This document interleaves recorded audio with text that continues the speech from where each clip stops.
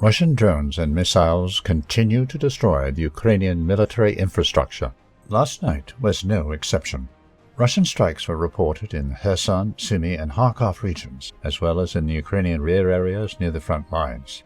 Explosions thundered in Konstantinovka, which is under the control of the Ukrainian army in the Donetsk People's Republic. Strikes hit the Ukrainian military personnel in Kurakhovo, towards which Russian troops are advancing after the liberation of Mariinka. The border Kharkov region is coming under massive Russian attacks almost every night. In particular, Russian strikes intensified after the Ukrainian terrorist attack on civilians in the Russian city of Belgorod on New Year's Eve.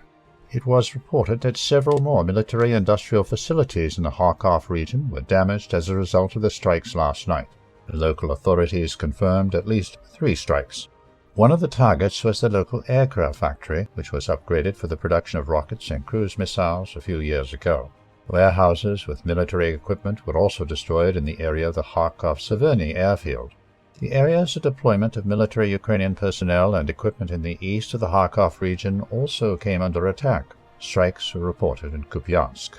The day before, Ukrainian generals, led by the Minister of Defense, came there to hold an operational meeting with the commanders of the Ukrainian army. Despite the attempts of the commander of the Ukrainian ground forces to assure the public that the Ukrainian army has no problems near Kupiansk, the military leadership was very interested in the situation in this area. Reports from the front confirm that Ukrainian units are experiencing difficulties in this area, largely due to the lack of trained reserves. The Ukrainian command is forced to deploy strategic reserves to strengthen defense on other fronts, where Russian forces continue their active offensive.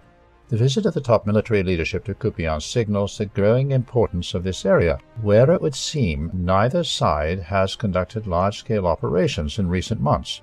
Despite the constant local attacks of the Russian army, the Ukrainian military is trying to hold positions and prevent a breakthrough of their defense. It may be supposed that the Ukrainian command is preparing some kind of operation in this area. However, quite the opposite is possible. Ukrainian sources have been massively reporting that Russia may open a new front in the northeast of Ukraine. It explained the possibility of a Russian offensive in the Kharkov region with intensified strikes, including in close proximity to the border.